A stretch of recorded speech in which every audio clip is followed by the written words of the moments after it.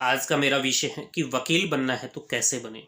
यानी आपकी ख्वाहिश है एडवोकेट बनने की, लॉयर बनने की, तो आप कैसे बन सकते हैं। नमस्कार, मैं एडवोकेट मुकेश पगड़िया स्वागत करता हूं आपका आपके इस यूट्यूब चैनल पर। यदि आप इस चैनल पर पहली बार आए हैं, आपने अभी तक इस चैनल को सब्सक्राइब नहीं किया है, तो आप चैनल को सब्सक्राइब कर ले, साथ ही आप बेल आइकन भी अवश्य दबा ले ताकि आपको मिलती रहे मेरे प्रत्येक वीडियो की जानकारी। आज का हमारा विषय है कि अगर आपके मन में ख्वाहिश है एक लॉयर बनने की, तो आप एक लॉयर कैसे बन सकते हैं। यानी कि आप एक एडवोकेट, एक अधिवक्ता, एक वकील कैसे बन सकते हैं। देखिए, सबसे पहले मैं आपको बता दूं कि जिस किसी व्यक्ति ने 12वीं पास कर ली हो, तो वह व्यक्ति बीए एलएलबी कर सकता है, और बीए एलएलबी करने के बाद अधिवक्ता बन सकता है, वकील बन सकता है, एडवोकेट बन सकता है।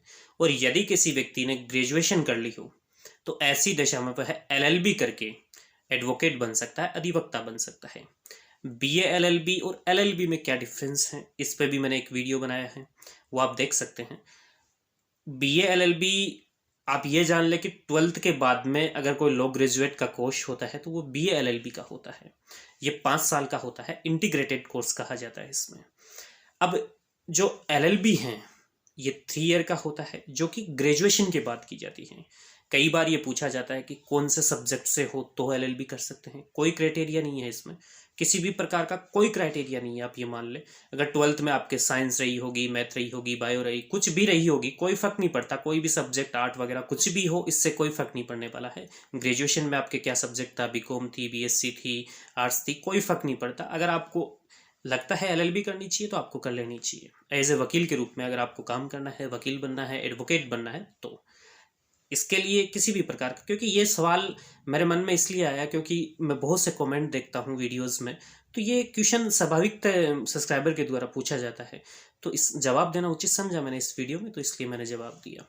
अब बात करता हूँ कि जैसे ही आप लॉ ग्रेजुएट हो जाते हैं, उसके बाद में आप एज ए लॉयर बन जाते हैं, क्योंकि वह व्यक्ति जो लॉ ग्रेजुएट है वह लॉयर कहलाता है।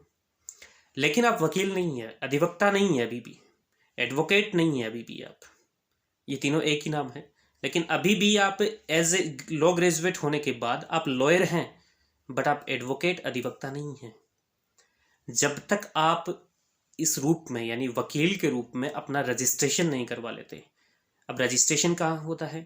देखिए, एक BCI, bar council of India, जो कि एक समूह है जो कि विधिक शिक्षा का प्रचार करती हैं और जो भी लॉ फील्ड की चीज़ें हैं उन्हें अपने आप में कंट्रोल रखती हैं। उसकी कई हैं, प्रत्येक स्टेट में उसकी शाखाएं हैं। राजस्थान में बात करें तो bar council of Rajasthan, UP में बात करें bar council of UP, Delhi की बात करें bar council of Delhi, Mumbai, अब बॉम्बे की, महाराष्ट्र की बात करें तो महाराष्ट्र में बार काउंसिल ऑफ महाराष्ट्र। सबसे पहले ये जो स्टेट की बार काउंसिल होती हैं, उनमें व्यक्ति को रजिस्ट्रेशन करवाना होता है एज ए वकील के रूप में। अब जैसे ही इनमें किसी व्यक्ति का, जो कि लॉ ग्रेजुएट हैं, उनका रजिस्ट्रेशन हो जाता है, तो रजिस्ट्रेशन होने के बाद वो एक वकील के रूप में कोर्ट में पैरवी कर सकते हैं किसी मामले में, और वो वकील बन जाते हैं। अब उसके बाद भी एक चीज़ आपको देखनी होती है कि AIBE, ऑल इंडिया बार एग्जामिनेशन, आपको देनी होती है।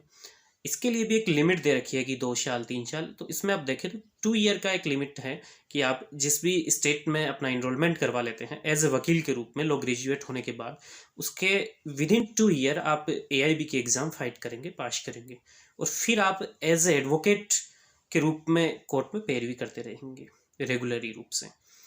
ये कंपलसरी किया गया है 2010 के बाद AIB एग्ज़ाम। इस बारे में भी मैं एक वीडियो बनाऊंगा, अलग से पूरी डिटेल दूंगा, और मैंने एक वीडियो पहले से भी बनाया है AIB के बारे में। लेकिन मेरी कोशिश है कि मैं एक आध वीडियो AIB के बारे में कुछ डिटेल के साथ बनाऊं, क्योंकि ये मैं चाहता हूं ऐसा। मुझे लगा कि उस वीडियो में मैं पूर्ण रूप से जानकारी नहीं दे पाया, तो इसीलिए मैं एक वीडियो और बनाऊंगा AIB पे, जो जल्द ही आपके सामने होगा।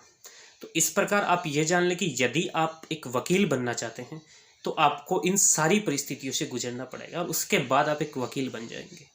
यानी कि सबसे पहले आपको लॉ ग्रेजुएट होना पड़ेगा। लॉ ग्रेजुएट होने के लिए या तो आप BLLB कर सकते हैं या फिर LLB कर सकते हैं। यदि आपने अभी 12th की है तो फिर आप BLLB कर लें, जो कि 5 साल का कोर्स होता है। और यदि आप ग्रेजुएट हो चुके हैं तो ऐसी दिशा में आप LLB कर लें। और आता है, कई बार मुझसे ये पूछा भी जाता है कि मेरी एज 40 साल है, क्या मैं एलएलबी कर सकता हूँ? यदि आप लोग ग्रेजुएट होना चाहते हैं और आपने ग्रेजुएशन कर ली तो आप एलएलबी कर ले, कोई दिक्कत नहीं है आपको, आप कर सकते हैं।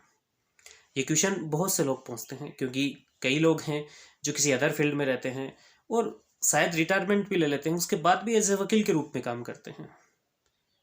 वो अपनी सेवा के दौरान ही एलएलबी करते हैं, लोग ग्रेजुएट होते हैं और उसके बाद वो एज ए वकील के रूप में अपना इनरोलमेंट करवाते हैं और एज ए वकील कोर्ट में कार्य करने लग जाते हैं।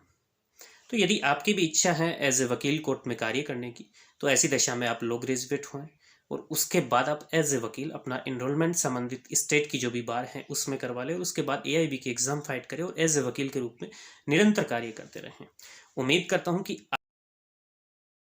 आज का ये वीडियो आपको बहुत ही महत्वपूर्ण जानकारी देने में सफल रहा होगा। धन्यवाद।